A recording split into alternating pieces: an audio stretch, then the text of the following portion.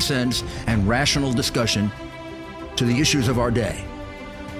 America was created at a time of great turmoil, tremendous disagreements, anger, hatred.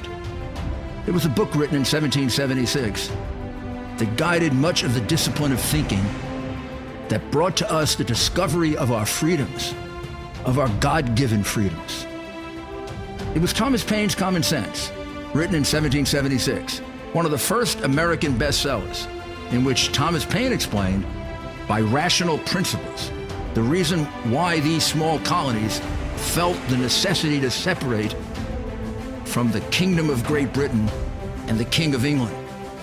He explained their inherent desire for liberty, for freedom, freedom of religion, freedom of speech, the ability to select the people who govern them. And he explained it in ways that were understandable to all the people, not just the elite. Because the desire for freedom is universal. The desire for freedom adheres in the human mind, and it is part of the human soul. This is exactly the time we should consult our history. Look at what we've done in the past and see if we can't use it to help us now. We understand that our founders created the greatest country in the history of the world, the greatest democracy, the freest country, a country that has taken more people out of poverty than any country ever. All of us are so fortunate to be Americans. But a great deal of the reason for America's constant ability to self-improve is because we're able to reason, we're able to talk, we're able to analyze. We are able to apply our God-given common sense. So let's do it. Campaign. Also, new details. Good evening and welcome to America's Mayor Live. And tonight we have, and now we're finding I'm going to say, the FBI much too little and way too late. Don't write anything down. The Durham report that cost us millions. This investigation now that I've read through as much as I could in the period of time that I had, this investigation, it's almost a travesty of justice that this wasn't done in time for the 2020 elections, because like everything else, it shows definitively time after time that the liars are Barack Obama, Joe Biden, Hillary Clinton, basically all of the congressional committees that went after Trump, senatorial committees, that they were flat out lying from the beginning, and they're continuing to lie up until now, and that Trump has been throughout telling the truth. So this really, it kind of gets you a little further than the Mueller report did. But let's go over it. First of all, it definitively, unequivocally establishes that there was no connection at all of any kind between Trump and Putin, between Trump and the Russians. There was no collusion. There was no involvement. Remotely connected with Trump that was involved with the Russians, and that in fact it shows quite clearly that this was a concocted allegation created by Hillary Clinton in order to cover up for the crimes that she committed, which she knew that Mueller, Comey was going to fix for her, not prosecute her, but that they would create lots of problems. So she needed something to push back. And what she did was she paid $1 million something through her law firm to disguise it as legal fees in order to get what is definitively shown to be the completely false and created Steele dossier. That's the long and short of this. Some of the things that emerged from it that we knew already, but why he and Barr had to take so long to do this is beyond me, particularly as to the things that would have been important. For example, they knew this before the election, but didn't report it to the American people. The Clinton plan to tie Biden to Putin was known well before the election to the President of the United States, the Vice President of the United States, the Attorney General, and Director of the FBI. They were all briefed on it by Brennan, the Director of the CIA. So here's the summary of it. Significant intelligence the FBI received from a trusted foreign source pointing to a Clinton campaign plan to vilify Trump by tying him to Vladimir Putin so as to devote attention for her own concerns relating to her use of a private email server.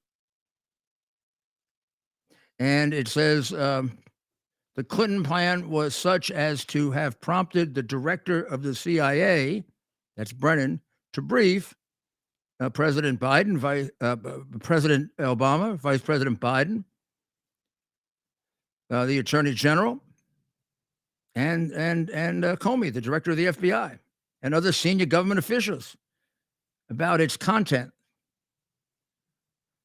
within days of its receipt.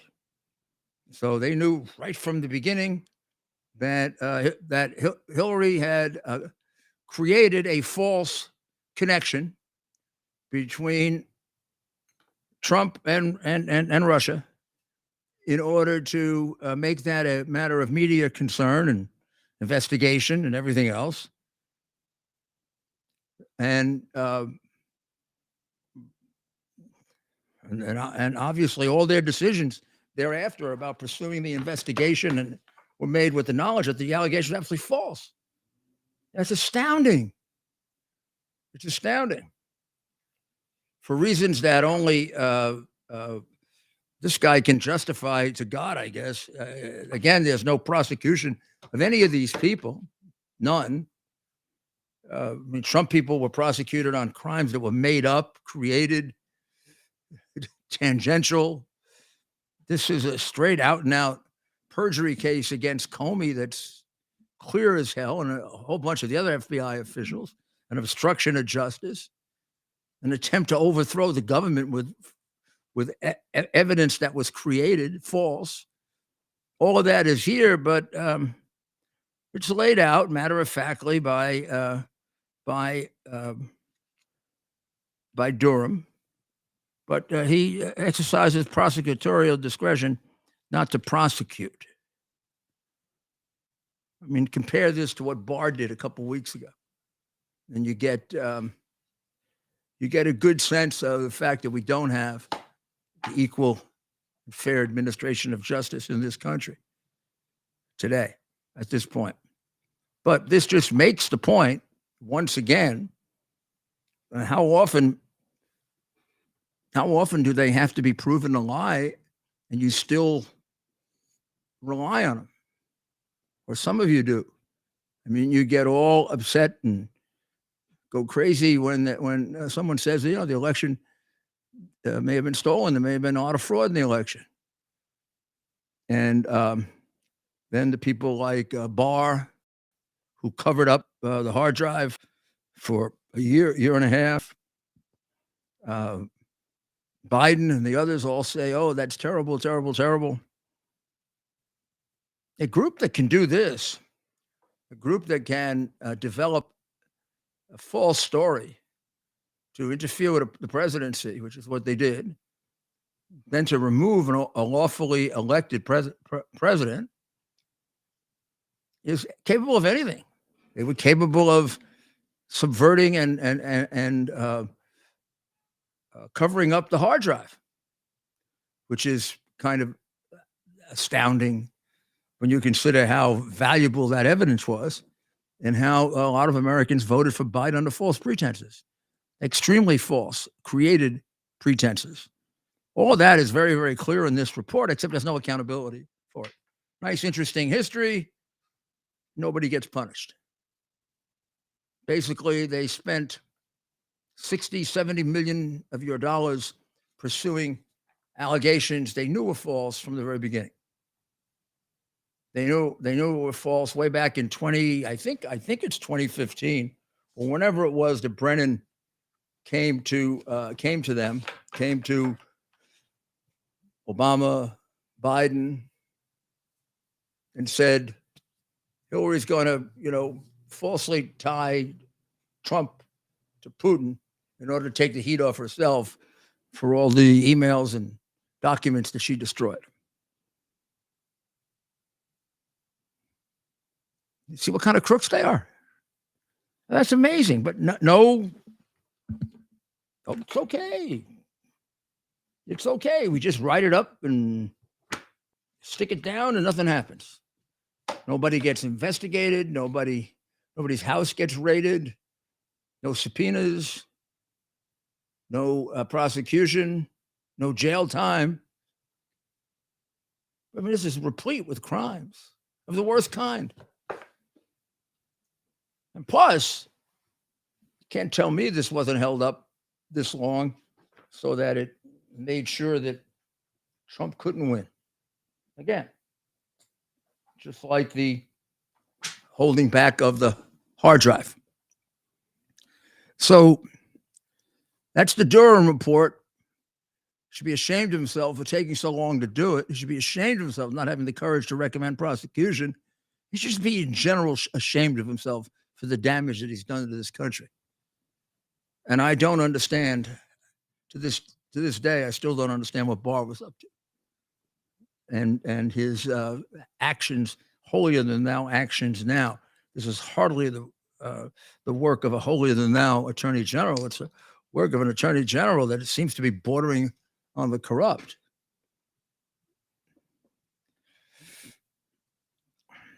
Well, we've got a bunch of other things to cover tonight also. That's right, Mayor. And you kind of mentioned this already, just how this report took about 4 years to put together. I think that's right. Yeah, I mean, I knew during the election of 2020 that most of the key evidence here, I knew by then. They must have known it. I don't know. I mean, I had assistant U.S. attorneys that took forever to get something done, and you'd have to almost kick them to get them to finish, but never anything like this. I mean, there was a duty here to get this done, not only right, but to get it done expeditiously. And there's no barrier here between getting it done right and the time that they took.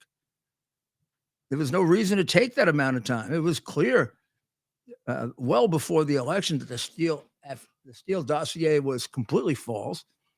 The briefing that Brennan gave, so that Biden and Obama were completely cognizant of everything going on and involved in it, was available. I knew that. Unfortunately, American people didn't know that when they went and voted for this man for president. And they didn't know it because it was being held back by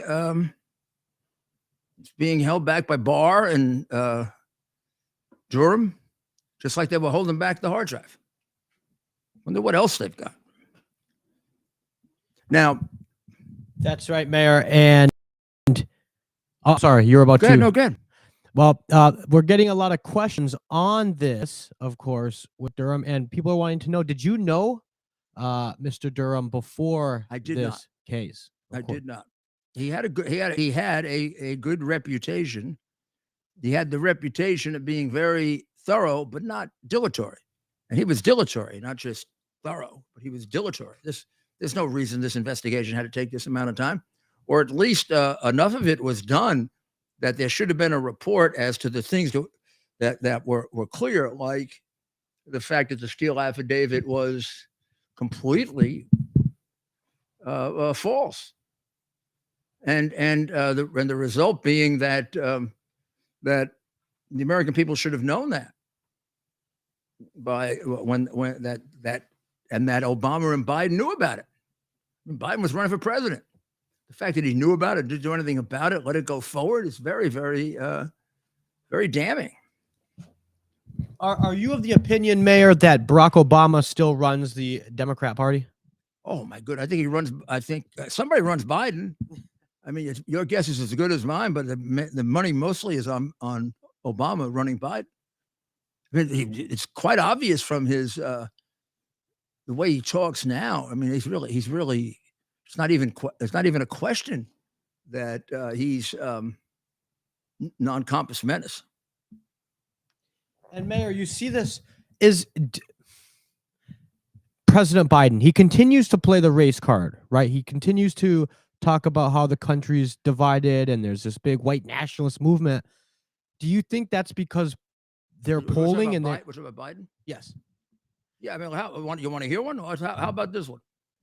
At Howard University, the idiot in chief said,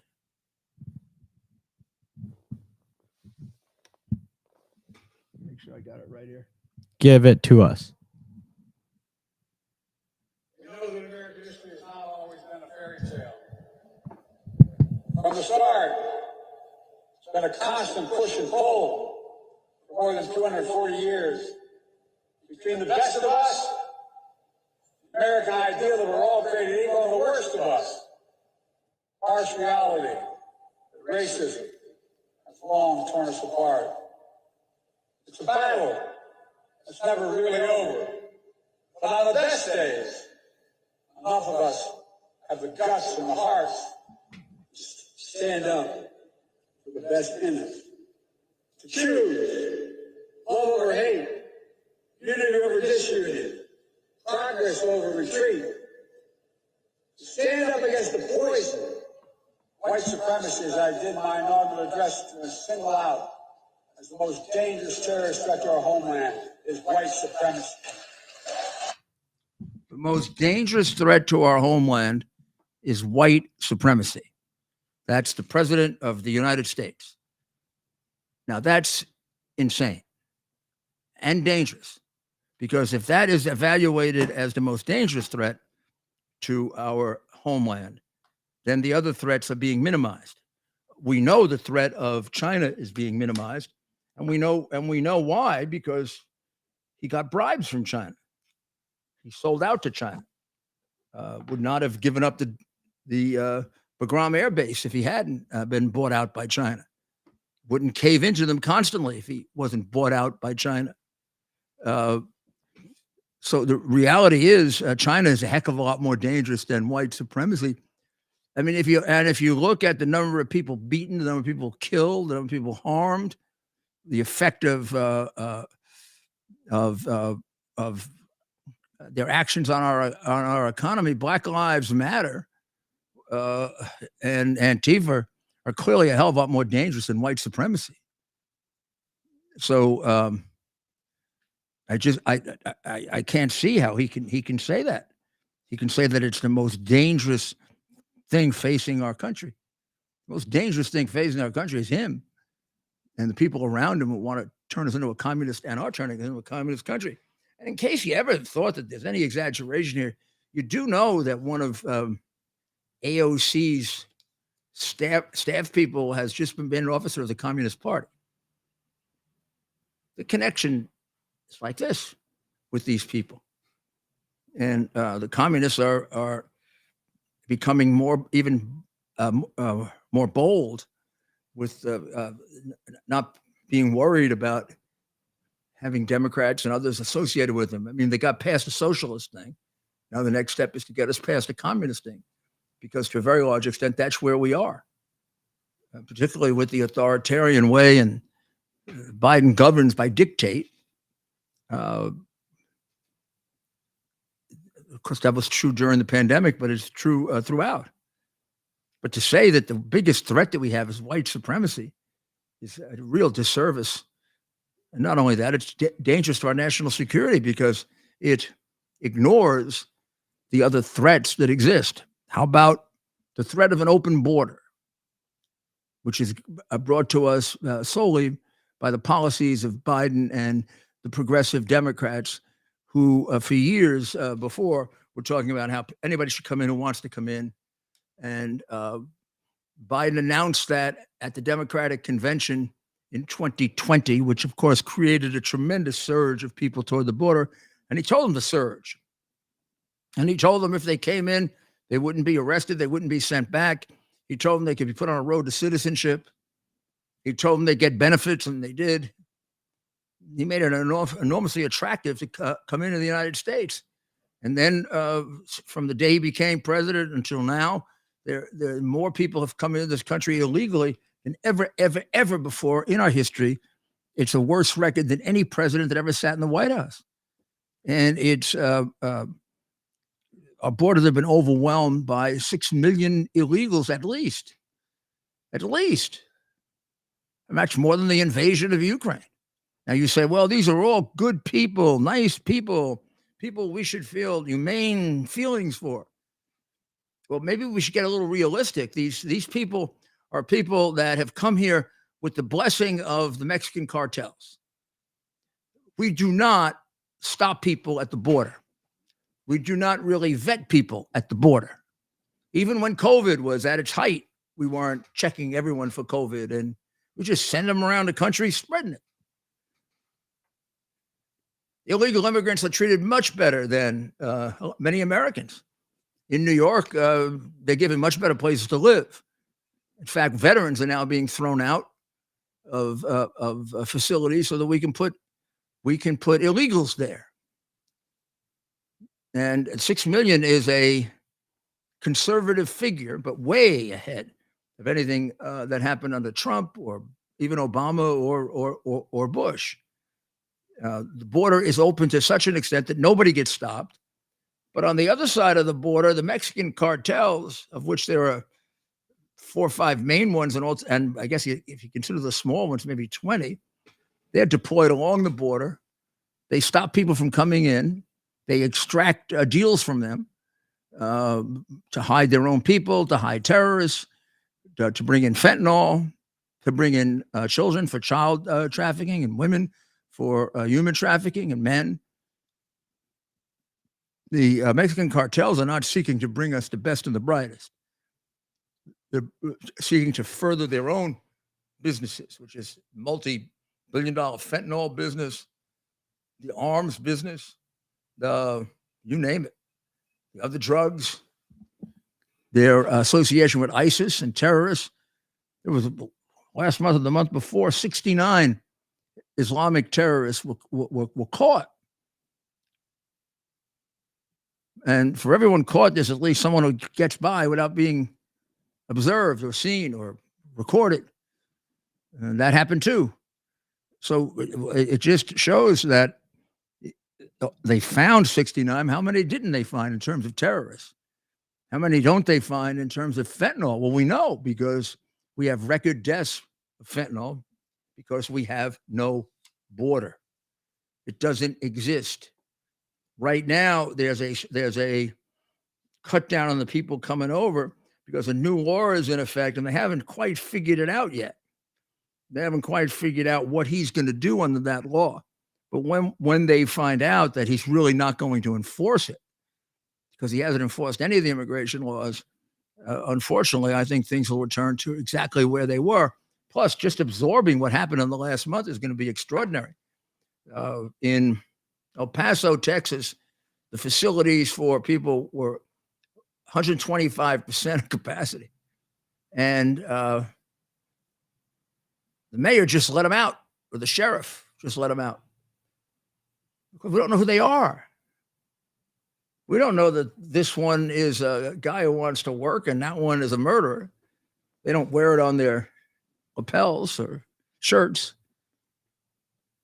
So we just let them out, and of course, crime goes up. Many of them, come to New York, and the mayor's all upset, even though a while back he was like a really big sanctuary city guy. In fact, he wanted New York to be the most generous sanctuary city. Therefore, he got the most illegals. And he thinks he got them because Abbott sent them all his way. That's not actually correct. Abbott had them make a choice, and he probably sent to New York less than wanted to come. That's about 5,000 or 6,000, but there are well over 60,000, 70,000 in New York. flooding our resources there, the way they're flooding resources in other cities throughout the United States. But New York probably gets the worst of it because New York bragged the most about giving the most benefits to illegals. And it does. It takes care of them from cradle to grave. They can come to New York, never have to work again. Except maybe be a spy, sell drugs, traffic children, or whatever the cartels want you to do. So we also have a case going on. We have a case going here in New York with a Marine, and I think I'll show you. I probably have shown you some pictures of this, but probably worth. It's probably worth going over this and showing you. Don't know if I have a good picture. Thanks for joining us. America's of the Mayor hold. Live. Of the hold that became. Well, this will kind of show it, I guess. So this happened on May 1st, and let me read to you. Let me read to you how the prosecutor described this, because the prosecutor is the one that has the adverse position to Daniel Penny, the Marine, who tried to protect the other people on the platform, and in doing so, it ended up in the death of 47-time arrested. Let's see if we have this just right here. Jordan Neely. Now, Neely was arrested. I thought it was 46 times. The most recent ones being breaking the jaw and the nose of a 6-7-year-old woman, beating up an elderly man, kidnapping a child. No jail time, by the way, for that attempted kidnapping, or very little, maybe 4 months. Well, he got very little time. Then he was put in a mental hospital, and he checked himself out, which of course is absurd. And he was on the list of the 50 most dangerous mentally ill people in the city. Mayor, why is it that the Al Sharptons of the world only seem to care about people like Jordan Neely after they're dead? Because they're phonies. They're complete phonies, and they're racial hucksters. They want to divide us based on race, and they want to make a fortune off race by keeping us divided and then shaking people down. I mean, there's no decency among them. I mean, nobody cared about Jordan Neely, that's now yelling and screaming. Even his family. I mean, they didn't take him in, did they? I didn't see them taking it into their house, or going into court, making it clearer that he should be kept in the mental hospital. Now they say that, but they didn't. They certainly didn't. Look, none of us could have done anything about him. We didn't know it. It's only the family that can do something about it. Either they do or they don't. Well, they care a lot about him now. Guess they're thinking about a lot of stuff now, but they sure as heck didn't intervene at critical periods and say, this guy's too dangerous to be out on the street. I think they thought he was too dangerous to be in their house, but not too dangerous to be out on the street. And his stupid lawyer, with Sharpton, goes on and on about what a loving guy he was. That was absurd. You showed me that today, Mayor. That was. Do we have that? That was absolutely absurd. Do we have that statement by his lawyer? The lawyer says he's, absolutely. Well, we can cue it up for maybe later in the show. We have the audio from earlier. Well, I couldn't find it before. Okay, let me cue that up for later in the show. Basically, the lawyer says what a loving creature he was. He was just terrific. Sure, he was loving, very loving when he broke the jaw of the 6-7-year-old woman, beat the hell out of the 7-year-old man, and kidnapped the little girl. Also very loving when he's alleged to have almost thrown someone on a platform the day before this incident. And here, I don't understand the prosecutors even attempt to prosecute him. Here's their description of the facts. During Friday's hearing, Steinglass, who was the prosecutor, laid out the facts of the case, which he said he learned from eyewitness accounts and other evidence. He said Neely entered the F train at the 2nd Avenue stop where riders observed him, quote, making threats and scaring passengers. That's a loving guy, making threats and scaring passengers. Doesn't that pretty much make the defense for Penny? He was making threats and scaring passengers. Remember, we can go on a little. He then threw some garbage at some of the passengers. He started yelling and screaming that he didn't care if he was killed. He didn't care if he went to Rikers Island. And then, in a very dramatic sequence, he took his jacket off and threw it down. And that's when Mr. Penny decided that he had to do something, because the next step might be busting up the head of one of the people in front of him, or killing somebody, or throwing somebody on the ground, or like he did 45, 46, 47 times that we know of. And those are the things that warranted his being put on the 50 most dangerous situations to be encountered on the subway.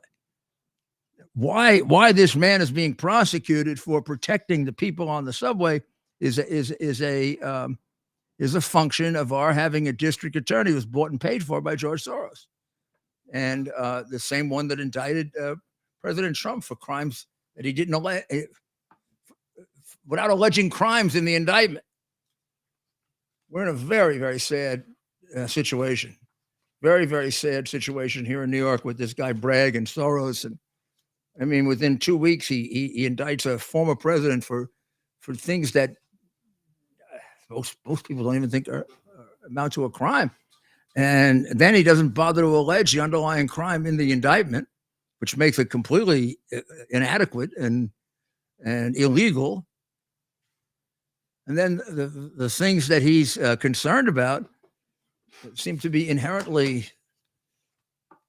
kind of certainly not the kind of thing that should lead you to flaunt state law and federal law and bring this very controversial indictment. Basically, he's indicting the president for violating federal law. The federal government doesn't think he did. And where does he come off getting the authority to indict him for federal law? He's not a federal prosecutor. Gosh, that's kind of basic. And then now going ahead and charging this, as the Wall Street Journal describes him, the subway Samaritan, is really tells you the terrible damage that Soros did to us by spending millions to get this guy elected, just the way he's presently doing right now in Pittsburgh. He's doing what he can to elect a progressive district attorney. That means a district attorney who will put criminals back out on the street on the theory that they're just going to get worse in prison, as opposed to they're just going to get richer out on the street because they're going to continue to commit their crimes. If they're burglars, they'll burgle. And the recidivism rate among the people who are knocking off the retail stores and driving them out of the city is unbelievable. It's unbelievable. Most of the crimes are committed by just 1/3 of the people that keep getting rearrested 8-10 times. If you arrest them and keep them in, you'd actually stop these crash and grabs. Well, Mayor, we have record numbers on our YouTube channel. Our chat room has over 2,500 people currently in it right now. So the show is reaching new heights. We want to thank everyone for joining us on this very, very busy Monday. Let's take a moment and hear from our great sponsor, Kirk Elliott. And then when we come back, Mayor, we have a number of questions in our chat that I think you may want to answer. Okay, good. Involving these big We'll be ready. stories. Faith and family, freedom and finance are 4 things that we would do anything to protect. I trust the team at Kirk Elliott, PhD Private Advisors, with providing the advice and sound strategies to take advantage of the inflationary pressures, the high interest rates, and the international challenges we face today. The Kirk Elliott team, with over 29 years of experience, shares our values and believes in people over profit. They can help you protect your finances from the big government policies that are out of our control. So what's in our control? The decision to act or not to act is within our control. I encourage you to act. Call Kirk Elliott, PhD, Private Advisors today. Start working with a team that will help you protect your retirement assets with gold and silver while sharing your desire to protect your faith, family, and freedom. Call them today, 720-605-3900. That's 720-605-3900, and tell them Rudy sent you. Or simply fill out a request for a free consultation at kirkelliottphd.com/Rudy. The mayor will be back momentarily, so you're stuck with me at the moment. A very busy Monday news night. Of course, we are following all the big stories happening. A very, very, very consequential report came out. The Durham report, a number of years ago, of course, this report was, Mr. Durham has been working on this report for quite some time, as we know. So the results are not surprising to many of us. And on that note, I'm going to welcome back America's Mayor, Rudy Giuliani. Quick, before the ratings take too big of a hit, Mayor. Oh, they won't take a hit. Ted does a very good job. Ted does an excellent job. So I think we've covered the main things that we wanted to cover that aren't going to get the attention they deserve elsewhere. I am gratified to see that Mr. Penny has raised over $2 million for his defense, which I guess indicates the kind of public support that he has for helping people. One of the things that really struck me is pretty amazing were several people that had been victimized by this Neely character came forward and said, gee, we wish he had been there. We wish he had been there when it happened to us. Maybe we would have been saved a broken jaw or a broken nose or tremendous damage or whatever the heck he did to them, which is, and they keep talking about vigilantism. There's nothing vigilante about this. I mean, this guy, Mr. Penny, Sergeant Penny, wasn't out looking for people to stop from committing crimes. He wasn't taking on for himself some role in law enforcement. He was, in fact, what he was doing was just reacting to the circumstances that he fell into.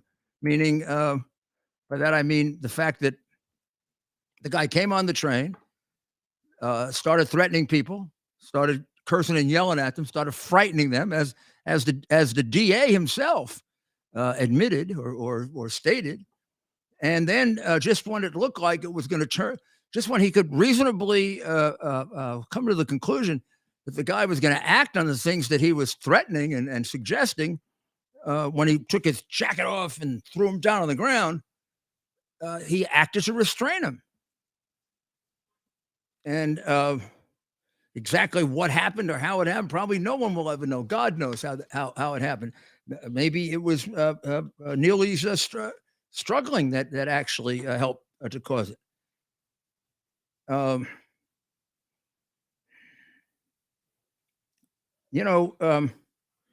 was an article, written by a senior fellow at the Manhattan Institute, who wrote Homelessness in America, and he says a preventable tragedy, and he's correct.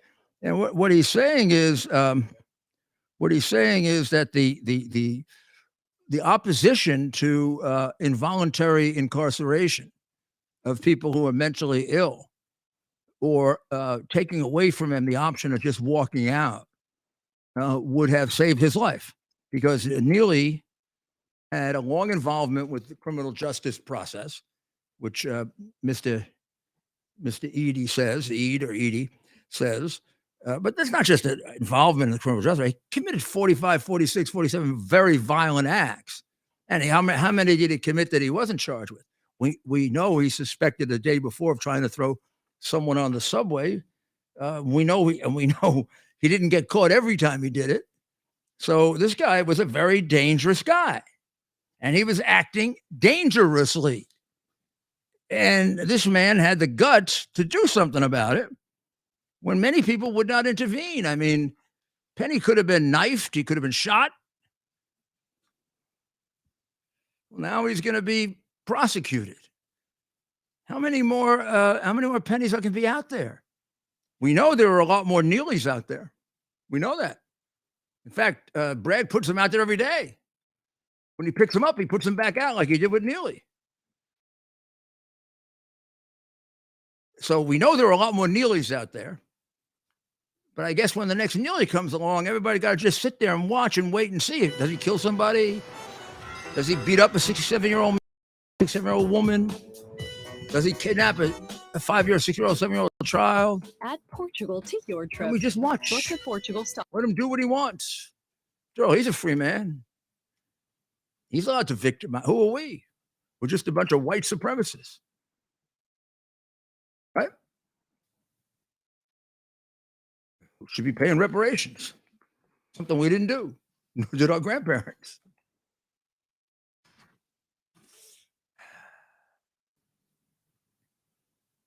They estimate that there are about 12,000 seriously mentally ill on the streets. And this is a product of Cuomo, de Blasio. Adams has tried to fix it. Adams has tried to fix it with a solution that his fellow Democrats and left-wingers and progressives and communists have opposed. And that is, you have to put them in. And if they don't want to stay in, they got to stay in because they're not really, we're saying they're not responsible for their actions. And how do we let them make the decision that they should be walking the streets? And we know once they make the decision to walk the streets, the chances they're taking their medicines are very, very, very, very, very, very, very small. Right? Very small. Now, just in case you think the subways have all of a sudden gotten safe, I mean, just yesterday, 3 people were shot on the subway. So, Mr. Penny wasn't around to stop that one. There could be too many Mr. Pennies around. There aren't too many Mr. Pennies to start with. There aren't too many Mr. Pennies to start with. There could be a lot less at this point. Don't you think so, Ted? Absolutely, Mayor. And that may be one of the, besides the man's death, this might be one of the more unfortunate results of this. The fact that good people now who already were told, stick to yourself, keep your head right. You're told that in New York, keep your head down, stick to yourself, don't make eye contact. I ran for mayor, I was giving a lecture in 1990, 91. It was in England, in London. And it was a lecture about securities law, which can get kind of boring. We're a bunch of lawyers. I can imagine. So when it was over, there were some questions about insider trading and about this and that and the other thing and about various constructions of security laws. And toward the end, a guy puts his hand up in the first or second row, a young Englishman, and he says that he was going to go to New York, and his travel agent gave him a card. Had I ever seen this card? He holds it up. I said, I don't think so. So I said, what is it? He said, it's a card. Basically, 10 most important things to do to avoid being a crime victim in New York.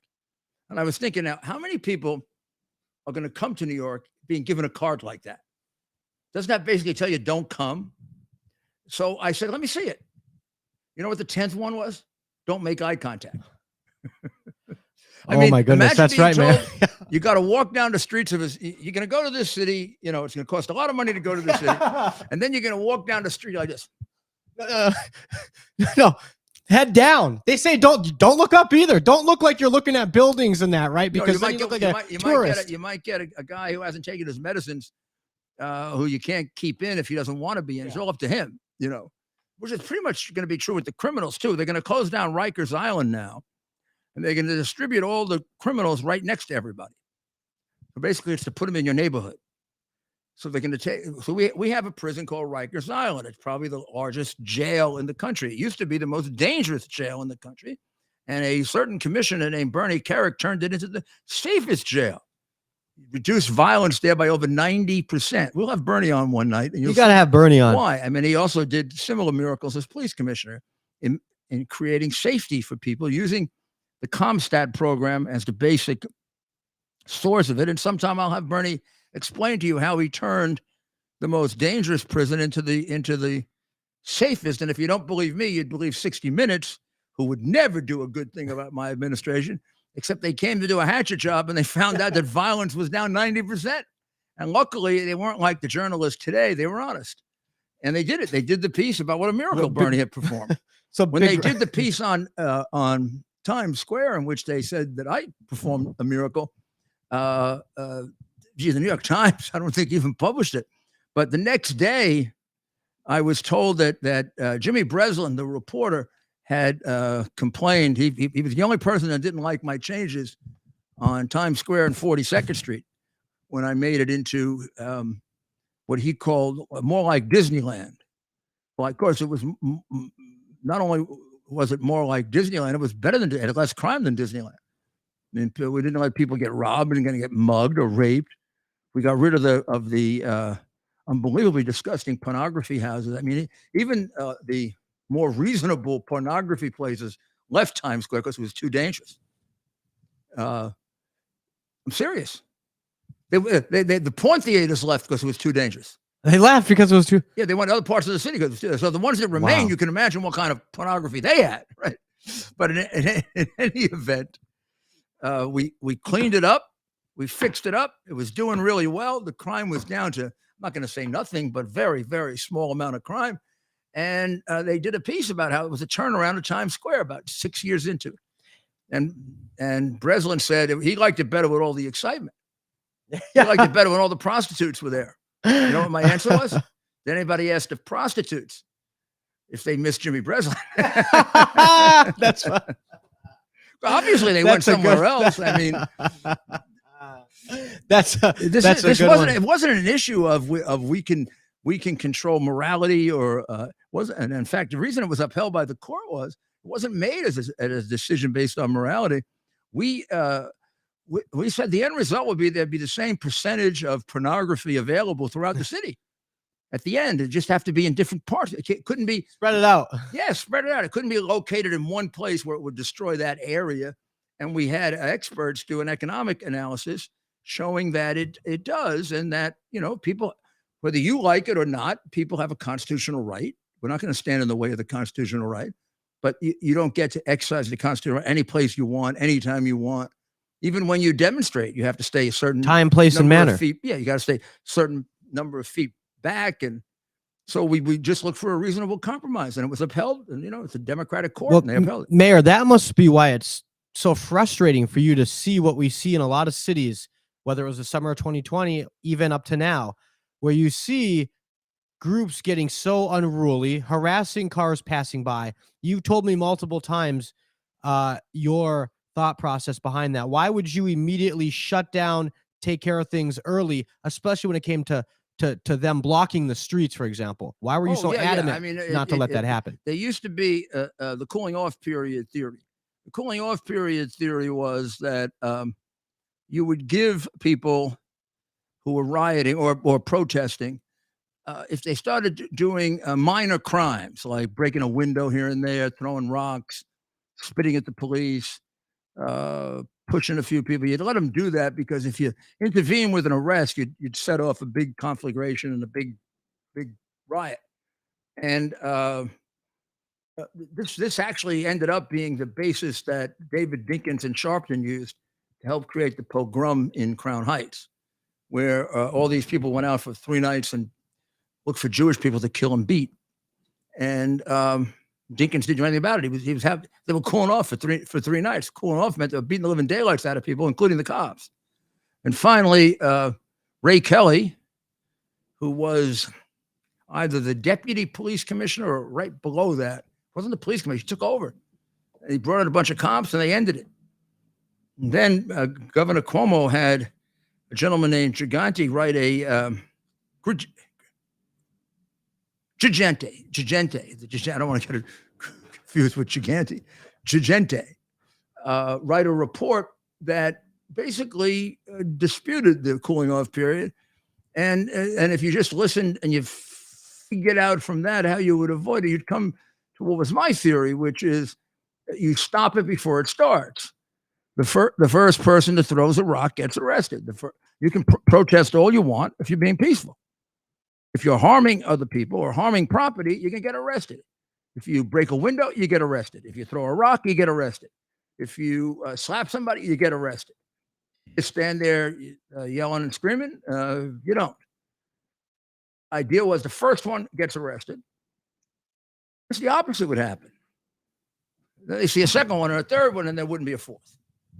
But people, they really didn't want to get arrested. At least not when I was the mayor, because I didn't put them back out. Now they might not care if they're getting arrested or not. Well, Mayor, the phone lines have been blowing up this evening. Oh, I'm sorry. We kind of went into, we're almost in soccer time. We've been moving right along this evening. I also wanted to show them this. This is in, was this in yesterday's post? Or this was in Saturday's post, but I kept it out and maybe we'll put it online or something.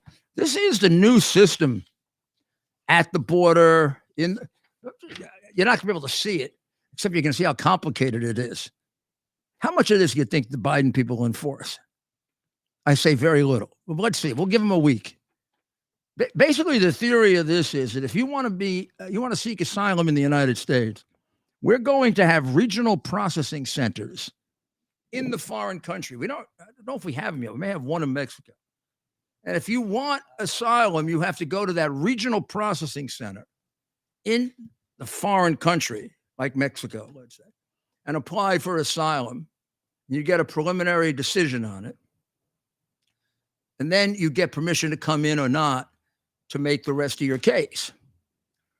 If you come in without it, in other words, illegally, then you're going to be sent back.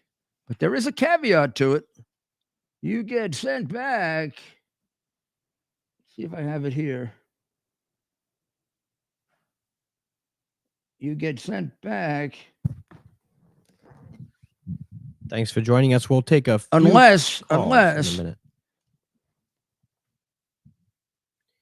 Unless you can meet a new heightened standard. Okay? A new heightened standard. So they don't bother to tell you that. Mayorkas, who lies constantly, and the president, say, if you don't apply for asylum outside the United States and you come into the United States, you're going to be sent out. It doesn't say that. It says you're going to be presumed. Now let's approach this as intelligent human beings, not products of the New York City school system, which teaches you now, brainwashes you rather than teaches you, at least with an awful lot of kids, brainwash you to hate America. You will be, if you come in without getting permission, you will then make an illegal crossing. You'll be arrested, and you'll be presumed ineligible for asylum, and not will be deported, but could be deported unless you can meet a new heightened standard. They don't tell you what the heightened standard is. What do you think? Want to make a bet? Want to make a bet? Just as many people get asylum after it's over than before. Then after this is over as before. Maybe more, because you'll have the ones outside the country and the ones that come inside the country. You know they're going to meet the heightened standard.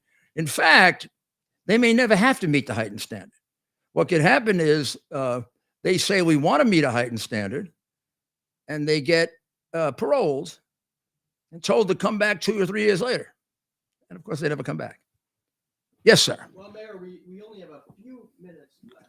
Okay. Well, Mayor, we only have a few minutes left this evening. The phone lines have been ringing off the hook. Okay, what do they want to know? Let's go. Let's take our first call, and we're going to go to Vinny in Brooklyn. Vinny. Brooklyn, my hometown. Vinny. Good evening, Mr. Mayor. How are you, Vinny? Yes. Good. What a wild time to be alive. Yeah, it is. Well, there's so much craziness in this world, and I just wanted to say you 100% have my support during all these salacious allegations against you. And I know with 100% certainty they won't hold any weight. And you know why? Sorry. We missed you. So let's take our next call. I have a feeling, I'm going to tell you what, I have a feeling that Vincent was a setup call. And I'm not going to say anything about these things because I released a statement which you can all read. And I can assure you that not only are they untrue, but they will be smashed to pieces. Awesome. Well, let us know. We have a call now. We're going to go to Ohio. Can you hear us? All right. Well, our lines are still blowing up. We'll take our next call here. We have Rob in New Jersey. Rob. All right. Well, our lines are still blowing up. We'll take our next call here. Rob, can you hear us? We got to put it down. Rob. Yes, I can. I'm going to turn my volume completely off here. I heard myself, Mayor. Rob, can you hear us? We got to put it down. Yes, I can. I can hear you guys fine. What's going on, Rob? Okay. All right. Go ahead, Rob. Okay. All right. I want to talk to the people who are listening because there's lots of them out there, right? I can see the podcast is blowing up today. We're breaking records. So yes, sir.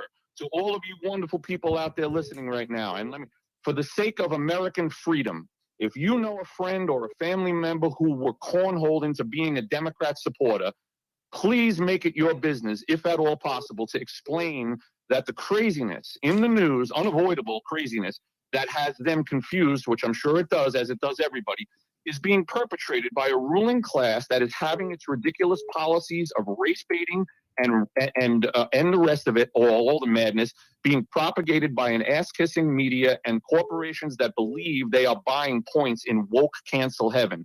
And the ruling class are students of social Darwinism, and they have been studying for over a century exactly how to mind meld, brainwash, and whatever word you can come up for it. This is what's happening to all these poor people who are voting in contrast to their best interests. They need to somehow know. They should be mad. They should be angry. They should feel as though their intelligence is being insulted by a ruling class who thinks that they can play games with them through brainwashing tactics, which if you guys go and study just social Darwinism and look at the extent at which some people have gone to basically control the society. 100%. Don't think they're not. Yep. And that's what I mean when I say that, product of the New York City school system. Of course, there are exceptions. And of course, there are some wonderful New York City schools. But by and large, the UFT is a communist organization, has been for a long time. And they indoctrinate. They indoctrinate in Marxist ideology. That's why they hate capitalism. That's why they hate America. That's why our president says that we're systemically racist. We're not. We've got a heck of a job, to do if Republicans win in 24, which I think they will. We still have it's going to take a while to put this thing back together again. Don't you think, Rob? We are off with Rob. Yes. Well, I think Rob is a regular. Rob will call back tomorrow. He always has very, very articulate and very good observation. That was a particularly fine. He did great. You should do it as an op-ed piece. It was really very well said, right? It's very, very well done. Very, very nicely done. And we're going to have to see what happens now with this report that has finally come out. The mere fact that the prosecutor or the special investigator who took how many years did he take on that? 50, 60? He was very young and he had no beard, I think, before when it started. He's like a skinny guy, tall, skinny guy. lots of hair like I used to have, and no beard when he started. And then he made sure that it didn't come out before the 2020 or the 2022 elections. And now it's come out that basically all the worst things that we knew, I seem to think everything he has in there we already knew. I think. I mean, there are probably a few things that I have not read, but it's 300 pages. I only read the summary, a couple of pages here and there in the time that I had. So maybe there are some new things there, but nothing startling. Like, for example, the one that strikes you as the worst, well, maybe not. It's hard to say the worst, but the one that strikes you quite a bit is the meeting that Brennan has with Obama and with Biden and with the Attorney General and 3 or 4 other of the high-level Biden people. I think Susan Rice was part of that meeting, if I'm not mistaken, but I'm not sure of that. So, but I'm certain that the Attorney General, the President, the Vice President were, and several others. Well, and Brennan briefed them and said that Hillary Clinton had a plan to inveigle Trump into some kind of a phony relationship with Putin, illegal relationship with Putin, to take the onus off the crime she was going to be either got away with already. I don't know if it was after Comey fixed the case for her or before, but Comey fixed that case because Biden told him to do it. Biden even publicly told him to do it. He said he was 100% certain that Hillary would be cleared, just in case Comey had thought he had any wiggle room with regard to the case. I mean, he did write his report 3 months before he interviewed her. I don't think I ever remember writing my report about a case before I concluded the main interview. But, it was the strangest thing too. If you remember the Comey press conference, he didn't do himself a favor either. He went ahead and gave all the evidence that convicted her of about 5 crimes, overwhelmingly, including smashing up a hard drives and destroying 33,000 emails, many classified. And then he says, no reasonable prosecutor would bring this case. And I'm sitting there thinking, no reasonable prosecutor wouldn't bring this case. They'd be salivating over this case. But he sort of led you in one direction and then let you down. And at the end of it, everybody hated him. The Trump people hated him because they felt that Hillary's case was fixed. Anybody else would be prosecuted for destroying 33,000 government emails, many of which were classified. But much worse than anything that Biden or Trump are being investigated for right now with regard to documents, by the way, unless Biden got those documents for the Chinese. He did send some of them through Chinatown, which is very weird. I mean, Chinatown in D.C. is not exactly like the most frequented place. It's an intersection. I mean, It's Chinatown only in 2 D.C. blocks. It's It's the a side of the block or Verizon two. Center Yeah. where the Washington Capitals play hockey, Yeah, right? It's 1 block. That's one or 2 blocks with a couple of Chinese restaurants. Yeah, and a big sign, a big gate. Yeah. 100%. It's not like the one in New York or San Francisco or L.A. or is there No, not one in at all. LA? I don't remember. There is one in San Francisco. Nice one in Oh no, not anymore. There isn't anything in San Francisco Nice. other than homeless people. Do people Nice. have homes in San Francisco anymore? I think they're it's putting illegal. a ban on. I think it's illegal to live in a home in San Francisco. And You have to have a like a lamp post. You have to plug into a lamp post. That's where, and you put down lamp post number 1,632, and that's where your mail is sent. Well, bathrooms have been completely banned. No more bathrooms. Oh no! Oh no! Well, I mean, Well, people should be free to do it any place they want. That's what happens when you're homeless. You do it any place you want. Speaking of homeless, let us know. We're breaking records in the live chat on YouTube with at one point over 3,000 people in the live chat. So comment below. Let us know where you're tuning in from. How do they chat with each other with 3,000 people? At times there's so many people chatting that it's just flying. So Do they get into groups or all 3,000? all 3,000 at once. It's and we have moderators. We're going to bring on some new moderators. So if you'd like to moderate, please let us know. But at this, we also like to read. Comment below where you're tuning in from, the city, state, and country. Now give us a few before we cut out for the evening. That's right. So we have Diane. See, when I do this, it goes so fast because everyone's tuning in. We have Diane tuning in Massachusetts, Dorothy in Michigan, Andrew in Pasadena, California, Michael in the Philippines, The Philippines. Toronto, Oh, Canada. I like that. It feels very exotic when you hear Philippines or Israel or Japan or something. We used to get a lot of Australia. We got on here when we were doing baseball. We got a lot of Australia. You can read that. That's a live Remember chat that? When right we now. first started, we for some reason we were holy smoke. It's coming in fast. Some Mayor, Pennsylvania, Portland, Oregon. Comment now. I'm showing the mayor I your love everyone's Rudy. live chat. Dominic, the VA hospital. Yeah, I'm gonna remind me to Ireland, Orlando, Florida, South Florida, North Carolina, Roanoke, Virginia, Massachusetts, Australia. There's Australia. Las Vegas. By the way, my radio show is on in Las Vegas. Rudy Worldwide. I don't know who Rudy Worldwide is. Susan. That's a nickname they're giving to you, Mayor. New Hampshire. Dr. Maria likes that. New Hampshire. Florida Panhandle. Wyoming. See, Mayor, we're getting them from all 50 states. and Idaho. a lot of countries. Idaho. Troy, Montana. Colorado. Everyone loves Rudy. Oh, isn't that nice? AP Lyon, France. Is that how you say it? Tom France. Pluto, the conservative feminist. Conservative feminist. The Connecticut feminist. Barry Taylor. Comment now. The mayor is reading Diamond the chat Radio, comments Hot live. Springs, the Conservative Forum, Alaska.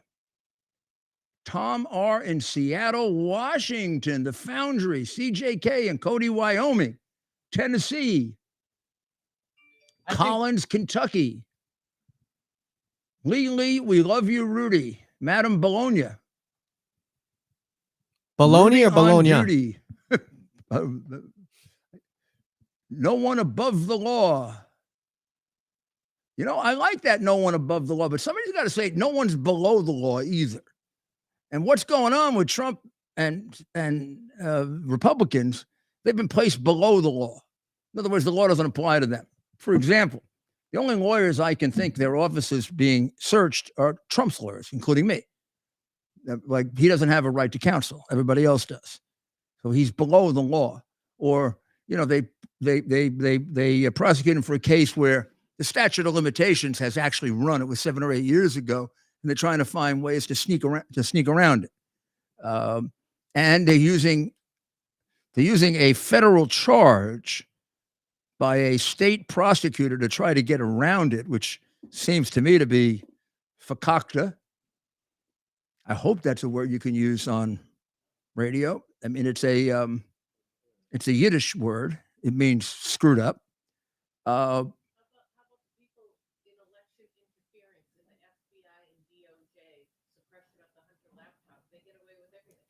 Well, Dr. Maria says the people who suppressed a laptop are above the law because they completely defrauded the American people and created a false president. I mean, if you look at the polls, many of which were taken even before most of this information was known. This is a year ago when you just had the stuff that I put out on Biden, which was pretty complete, but you had to go look at my podcasts, and 50% of the American people were aware of it at the time of the election. And then when they became aware of the laptop in more detail, 10% of the people originally that voted for Biden said they'd have voted for Trump.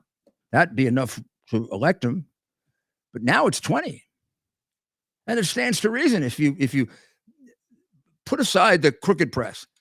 I'm telling you, you spend a little time with that laptop, you're gonna find felony, misdemeanor, felony, RICO case, bribery, millions of dollars from our enemy, things that feel like treason, like selling out our country.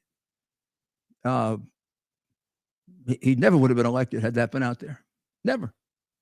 So, I mean, it was a fraudulently procured election, and those 51 people that signed the letter saying it had earmarks of Russian disinformation, never having looked at the laptop, never having asked a question about it, knowing they were doing it just to help Biden, and some of them being told that and admitting it.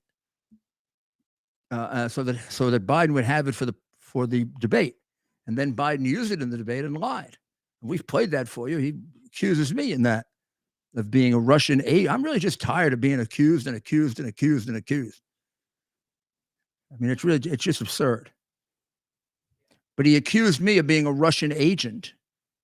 It's been definitively proven to be false and a lie. And he knew it was a lie at the time because it was just the way they created the Steele dossier and the Russian collusion and the conversation with the Ukrainian president, which if you had the hard drive that Barr and Ray were suppressing, you would have known was a perfectly legitimate conversation.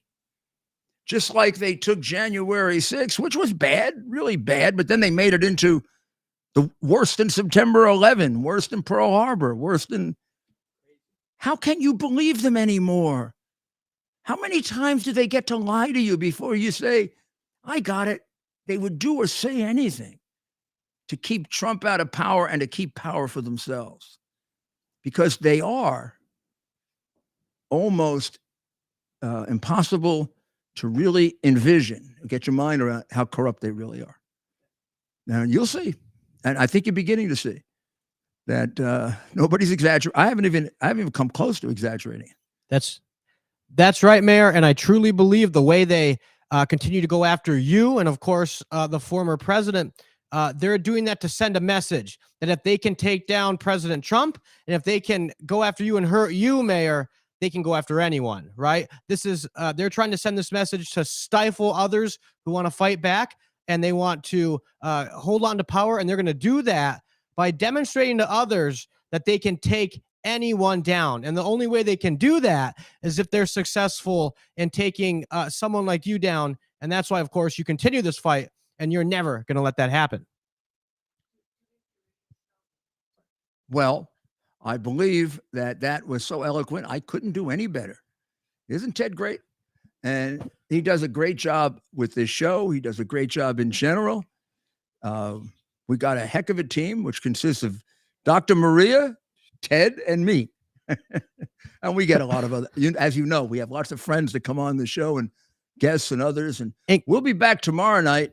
I'm sure there'll be plenty more of this left over and more revelations. And I'll have a little more time to go through the report, which, as I said, is it jammed up my printer.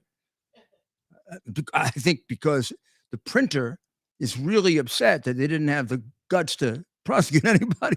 The printer is saying, sounds like crimes to me. Indictment. How come you didn't do it? 3 p.m. tomorrow, WABC radio.com. If you're in one of those places, any of those places where you are, you can get me. Okay? On WABCradio.com, 3 to 4.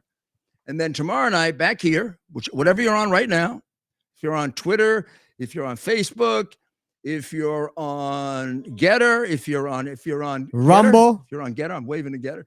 If you're on Rumble, what did I miss? Anybody? Did I miss anybody? Twitch, Facebook. We said Facebook, I think. All right. Good night now, and you have a great evening, and we'll be back tomorrow afternoon and evening, and say a prayer. Say a prayer for all of us and for the United States of America, that we preserve our way of life and that we have the courage and the strength to do it. And with God's help, we can. That's why a prayer is so important.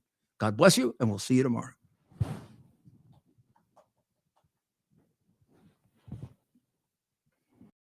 Our purpose to bring to bear the principle of common sense and rational discussion to the issues of our day.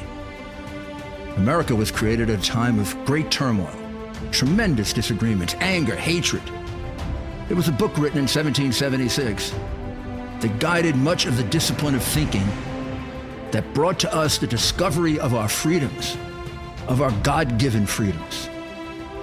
It was Thomas Paine's Common Sense, written in 1776, one of the first American bestsellers, in which Thomas Paine explained, by rational principles, the reason why these small colonies felt the necessity to separate from the Kingdom of Great Britain and the King of England. He explained their inherent desire for liberty, for freedom, freedom of religion, freedom of speech, the ability to select the people who govern them. And he explained it in ways that were understandable to all the people, not just the elite. Because the desire for freedom is universal. The desire for freedom adheres in the human mind, and it is part of the human soul. This is exactly the time we should consult our history. Look at what we've done in the past and see if we can't use it to help us now. We understand that our founders created the greatest country in the history of the world, the greatest democracy, the freest country, a country that has taken more people out of poverty than any country ever. All of us are so fortunate to be Americans. But a great deal of the reason for America's constant ability to self-improve is because we're able to reason, we're able to talk, we're able to analyze. We are able to apply our God-given common sense.